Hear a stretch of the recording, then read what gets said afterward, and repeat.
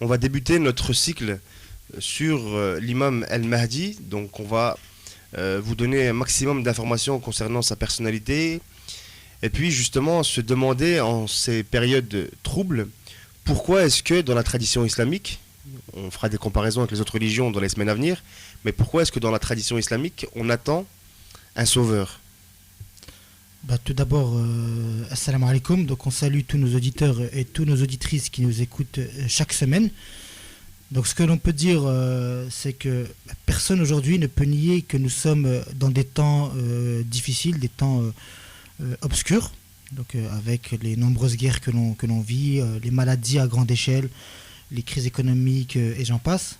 Mais tout cela, il ne doit pas pour autant faire désespérer les croyants, les faibles, etc.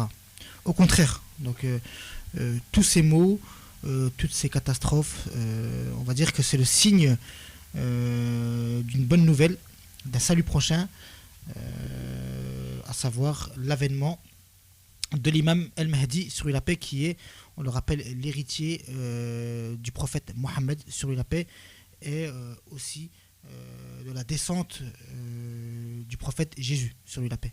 D'accord, donc si je comprends bien, tu nous dis que toutes ces catastrophes que l'on voit dans le monde ne sont pas justement la raison d'un désespoir, mais justement d'un espoir. Et cet espoir, il est représenté par le Mahdi.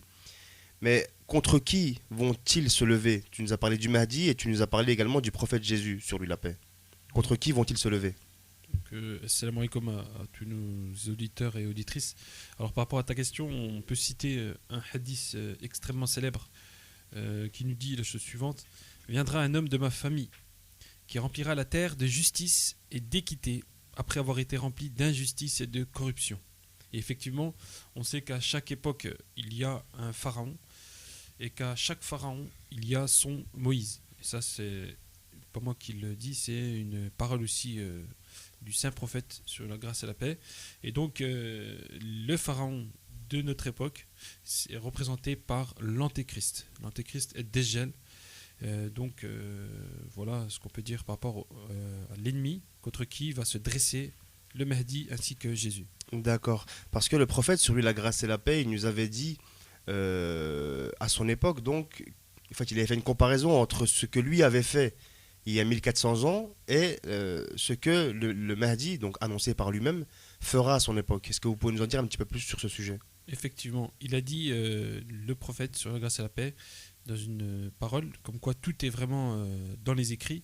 Il a dit: de la même façon que j'ai lutté pour le Tenzil, c'est-à-dire la révélation du Coran, il dit: le Mahdi luttera pour le Ta'wil, c'est-à-dire l'explication finalement du Coran.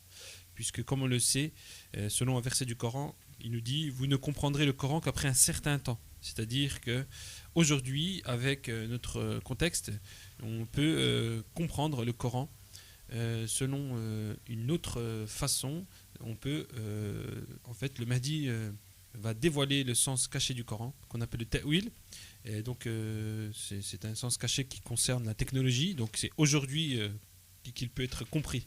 Donc voilà, je répète le hadith, il dit: de la même façon que j'ai lutté contre le Tenzil, c'est-à-dire la révélation du Coran, le Mahdi luttera pour le ta'wil, c'est-à-dire son explication. Donc chacun son rôle. D'accord, très bien, mais le prophète il nous avait vraiment bien expliqué, parce qu'à son époque il y avait un système tribal injuste que le prophète avait réussi à casser en mettant en place le micro-État islamique. Et le Mahdi justement, lui, c'est en ça qu'il faisait cette comparaison, arrivera en des temps troubles, pardon, et finira par arriver à faire la même chose que le prophète sur lui la paix. Bien sûr, hein, on a une parole du sixième imam des musulmans sur lui la paix, qui est l'imam Ja'far Sadiq, qui nous dit que lorsque le Mahdi, il nous dit: le Mahdi fera ce que le prophète avait fait. Il renversera le système existant de la même manière que le prophète avait brisé le système païen anti-islamique pour le remplacer par le système islamique. Donc le système actuel, il est caractérisé par la technologie, le capitalisme, etc. Donc le Mahdi et Jésus sur eux de la paix, donc ils apporteront un nouveau système, donc basé essentiellement sur la science coranique. D'accord. Et justement, ce nouveau système basé sur la science coranique, euh, quelle sera la finalité? C'est quoi l'objectif final? La finalité, c'est la paix dans le monde. Donc la paix dans le monde. Et on aura bien compris que ces deux illustres personnages que sont le Mahdi et Jésus, donc selon la conception islamique, ils viennent pour instaurer la paix dans le monde et ramener les gens dans le royaume de paix qui est le millénium. Donc on en entend beaucoup parler.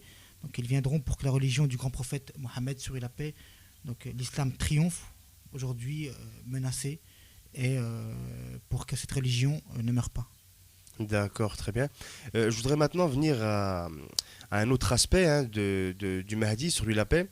Alors, est-ce qu'on peut retrouver assez facilement des références, des paroles même coraniques sur leur venue? Bien sûr, alors en ce qui concerne les paroles coraniques sur leur venue, eh bien, on peut citer le verset de la sourate 4, la sourate An-Nisa, le verset numéro 75, qui nous dit: qu'avez-vous à ne pas combattre dans le chemin d'Allah, alors qu'il y a les faibles d'entre les hommes, les femmes ainsi que les enfants, qui disent: Seigneur, fais-nous sortir de cette cité dont les gens sont injustes, et donne-nous de ta part, min ladunka, un wali, et donne-nous de ta part un sauveur. Donc ce hadith, ce verset plutôt est très intéressant, puisque les gens finalement se tournent vers Dieu. Donc Dieu finalement explique la détresse des gens, la souffrance, et il les fait parler. Et donc ces gens demandent quoi? Ils demandent pas un président, ils demandent pas un chef de parti politique ou je ne sais quoi. Ils demandent une personne qui vient d'Allah, puisqu'ils disent donne-nous de ta part, c'est-à-dire Miladunka, un wali. Donc en fait, ce verset fait référence D'accord, à un homme qui est providentiel, qui vient d'Allah, d'accord, le Mahdi. parce que là on est un petit peu dans l'explication de ce que Dieu et son prophète nous recommandent, à savoir lutter contre l'injustice et l'oppression. Exactement, c'est-à-dire que les personnes en question se plaignent de l'injustice. Et comme on le sait dans l'histoire de l'humanité, à chaque fois qu'il y avait des périodes d'injustice, de tyrannie, Allah a envoyé un sauveur. Et donc aujourd'hui, ce sauveur-là est représenté, symbolisé par l'imam El-Mahdi qui vient accompagné de Jésus, sur lui la paix. Voilà donc en ce qui concerne la référence coranique qui fait référence justement à l'avènement de ce saint homme, comme tu nous l'as dit. Maintenant donc on va poursuivre notre thème. Donc juste avant cette pause, on vous donnait quelques références coraniques donc, qui nous encourageaient justement à lutter contre l'injustice et l'oppression. Et vous nous disiez que, on en était resté là, que le Mahdi était le symbole de l'espoir avec Jésus. Mais est-ce qu'on a aussi d'autres références coraniques sur ce sujet avant de pouvoir passer aux références des hadiths, donc des paroles du prophète? Bien sûr, hein, il y a pas mal de références coraniques, mais on va en citer une particulièrement. Donc c'est le verset 33 de la sourate 9 où Dieu il dit, je cite: c'est lui qui a envoyé son messager avec la bonne guidée et la religion de la vérité afin qu'elle triomphe sur toute autre religion. Donc en arabe, le verset il se dit de la manière suivante: Huwa alladhi arsala rasulahu bil huda wa din al-haq liyudhhirahu ala ad-din kulli. Donc ça c'est un verset qui est très connu et tous les commentateurs du Coran, que ce soit Ibn Kathir, Tabari et tout, ils disent que ce verset il correspond à la venue du Mahdi. D'accord, mais est-ce que ce verset on le retrouve à plusieurs reprises dans le Coran? Je crois qu'on le trouve à 3 reprises à différents moments du Coran. Donc ça c'était en ce qui concerne les versets, mais il y a aussi pas mal de paroles prophétiques concernant la venue du Mahdi et le retour de Jésus à la fin des temps.